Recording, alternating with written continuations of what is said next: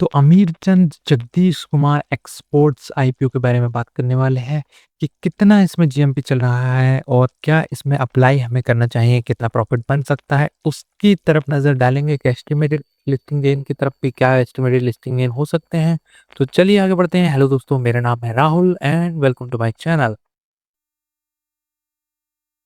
तो बात यहाँ पर अमित चंद जगदीश कुमार एक्सपोर्ट्स आईपीओ की हो रही है, तो देखते हैं इसके आईपीओ डिटेल्स क्या हैं। पहले नजर डालते हैं डेट्स, जो 24 मार्च से 27 मार्च तक इसकी रहने वाली है। लिस्टिंग हो जाएगी 2 अप्रैल को। और बात करें face value, 10 rupees per share की फेस वैल्यू है। प्राइस बैंड 201 से 212 का रखा गया है। कट ऑफ प्राइस जो रहेगा 212 रहेगा। लॉट साइज है 70 शेयर्स। एक लॉट में हमें 70 शेयर्स यहाँ पर मिलने वाले हैं।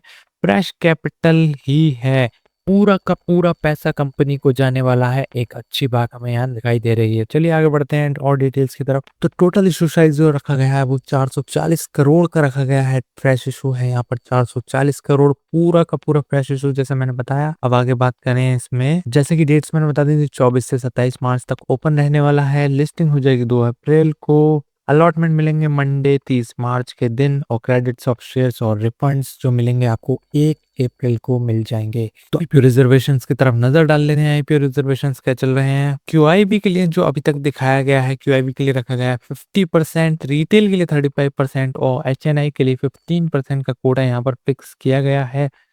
बाकी अगर एम्प्लॉय वगैरह का अगर आगे निकल के आता है तो उसके बारे में अपडेट कर दिया जाएगा। और लॉट साइज की तरफ बात करें तो लॉट साइज में हम देखें तो एक लॉट में 70 शेयर, जैसा कि मैंने आपको बताया था, 14,840 रुपए का पड़ने वाला है एक लॉट। मैक्सिमम रिटेल 13 लॉट्स के लिए अप्लाई कर सकते हैं।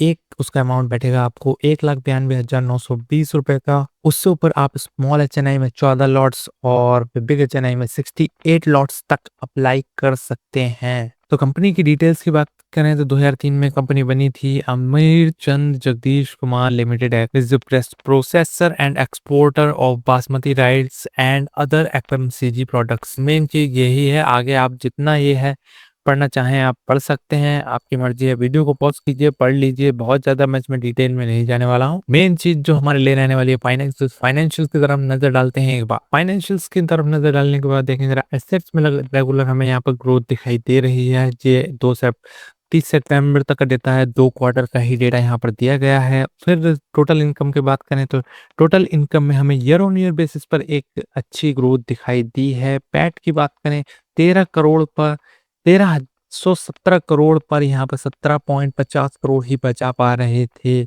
थोड़ा सा प्रॉफिट यहाँ पर इनकम में इंक्रीज हुआ, लेकिन प्रॉफिट अच्छा बढ़ गया। उसके बाद बात करें तो 2000 तो यहाँ पर भी थोड़ा सा 500 करोड़ के आसपास इनकी इनकम में इंक्रीज हुआ, पर प्रॉफिट हो गया डबल। पैट मार्जिन को अच्छा मेंटेन करा है, एक अच्छी बात है। यहाँ पर भी हमें एक अच्छा पैट मार्जिन मेंटेन दिखाई दे रहा है, जो कि ईयर ऑन ईयर बेसिस पर इंक्रीज हो रहा है। टोटल बोरोइंग की बात करें तो बोरोइंग भी कंटिन्यूसली इंक्रीज हुई है। इसमें कोई बुराई नहीं है बोरोइंग का इंक्रीज होना, लेकिन अगर ये बोरोइंग को रिड्यूस करेंगे तो इनका पैट बढ़ जाएगा, एक अच्छा रहेगा।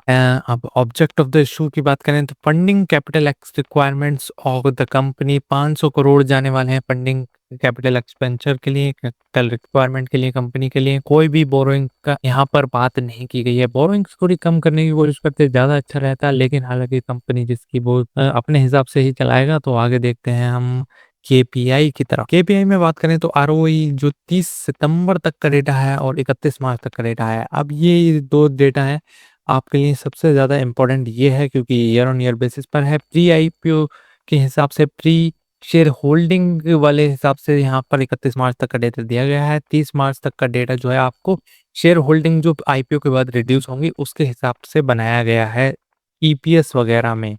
और हालांकि इनमें भी ऐसे हो सकता है, लेकिन मेरा मोटिव ये रहेगा कि आप इसकी तरफ ज़्यादा ध्यान दें, यही बेहतर रहता है। तो आरओई 17.61 चल रहा है। और आरओसी की बात करें तो 14.36, debt to equity ratio 2.07, return on net worth 17.61%, PAT margin 3% का है और EBITDA margin 8%, price to book value 4.58। EPS में बात करें तो आईपीओ से पहले 7.35, आईपीओ के बाद 9.40। पी की बात करें तो 28.86, आईपीओ के बाद 22.56। प्रमोटर होल्डिंग 99.44% थी आईपीओ से पहले, आईपीओ के बाद हो जाएंगी 78.78%। एक प्रमोटर होल्डिंग जो है अच्छे तरीके से लेकर चले हैं। ये सारा डेटा शेयर होल्डिंग इस वाली के हिसाब से है। ये डेटा आपका 30 सितंबर वाले डेटा के हिसाब पर बनाया गया है, जो इस शेयर होल्डिंग के हिसाब से बनाया है, जो कि आप डिस्क्लेमर में आप शो मोर करेंगे। अगर आप इस वेबसाइट पे जाकर देखेंगे तो शो मोर करेंगे तो आपको दिखाई दे जाएगा, इन्होंने फुल्ली डिफाइन करा गया है। तो नज़र डालते हैं कि कितना जीएमपी चल रहा है। जीएमपी की बात करें तो जीएमपी में एक थोड़ा-सा हमें बढ़ाव जब से जीएमपी आना स्टार्ट हुआ तो ₹4 से जीएमपी आना स्टार्ट हुआ था, 4 से हुआ 5, 5 से हो गया 6, अब 6 से ये कांस्टेंट है, 6 पर ही अटका हुआ है, 6 से कोई बढ़ोतरी इसमें नहीं हुई है। 212 का कट ऑफ प्राइस के हिसाब से 2.83% का लिस्टिंग गेन शो कर रहा है जीएमपी के हिसाब से। जीएमपी एक कोई फाइनल यहाँ पर ये नहीं है कि इतने पर लिस्ट हो ही जाएगा, ये सिर्फ आपको डिमांड और आइडिया दिखाने के लिए होता है, तो इस पे ज़्यादा कंप्लीटली विश्वास करके अप्लाई नहीं करना चाहिए। अपनी एनालिसिस ज़रूर करें, अपने फाइनेंशियल एडवाइज़र से ज़रूर कंसल्ट कर लें, उसके बाद ही अप्लाई करने का सोचें। बाकी इसमें देखो अभी तक मेरे को ऐसा कोई पॉइंट ऑफ व्यू इसमें नज़र नहीं आ रहा है कि इसमें अप्लाई करना ही चाहिए। मेरी पर्सनल चॉइस अब तक ये नहीं है, क्योंकि इस ईयर में अगर हम देखें जनवरी से लेके अब तक मार्च चल रहा है, आधा मार्च निकल चुका है और अभी तक हमें एक भी आईपीओ इस साल में पॉजिटिव में जाता हुआ नज़र नहीं आया है। तो अभी तक मैं इसमें आईपीओज़ में मार्केट में एक पॉजिटिव साइन की तरफ ढूँढ रहा हूँ कि पॉजिटिव साइन मिलेगा, कब पॉजिटिव होने शुरू होंगे आईपीओज़, लेकिन अभी तक कोई डिमांड हमें आईपीओ मार्केट में उस तरीके से दिखाई नहीं दे रही कि लिस्टिंग गेन देती हुई नज़र आ रही हो। तो अभी इसमें वेट करना मेरी पर्सनल चॉइस है। आप क्या करना चाहते हैं वो आप अपनी ज़रूर कीजिएगा और हमें कमेंट में बताइएगा कि आप क्या करने वाले हैं। वीडियो पसंद आई हो तो लाइक ज़रूर करें एंड सब्सक्राइब करना ना भूलें। Thanks for watching.